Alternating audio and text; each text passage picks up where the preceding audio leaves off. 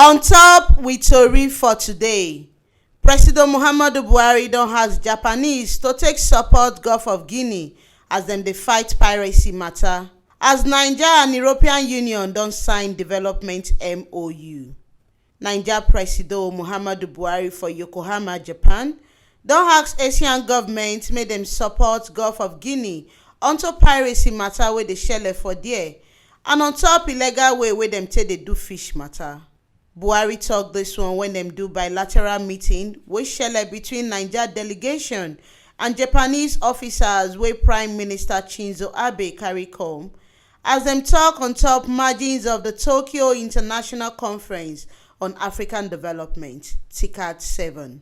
E con salute Prime Minister Abe unto the invitation wey im get to attend the forum, as e con still thank Japanese government as dem come celebrate matter wey Naija do for June 12 as Democracy Day.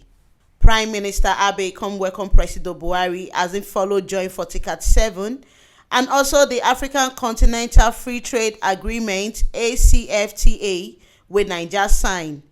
E con salute Buhari administration as im take dey carry Naija go the next level, as im promise to support Nigeria Defence College with $300,000 and 12 million yen for Naija public health sector.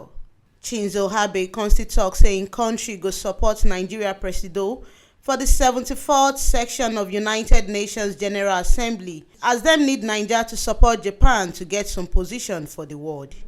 Naija and European Union con still sign €50 million memorandum of understanding for Yokohama to take support humanitarian and development efforts for Naija Northeast region.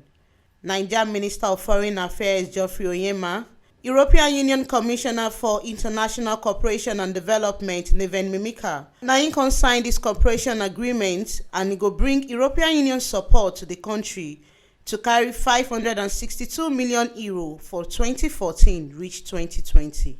President Muhammadu Buhari con thank European Union member states for the support wey dey give Kpakpa for Northeast, as the matter wey dey affect internally displaced camps e no good at all, and this one e dey pain for body well. Commissioner Mimika tok say the ogbonge support wey Naija want from dem go sit down gidigba on top am to look, as this one e waka come for the time wey European Union dey prepare im 7-year budget.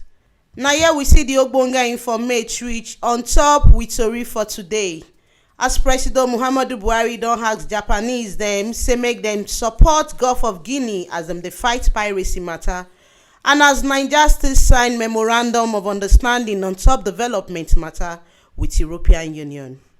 Make una no forget say dis ogbonge informate so on top with tori for today na T-Live Media na im bring am come give una.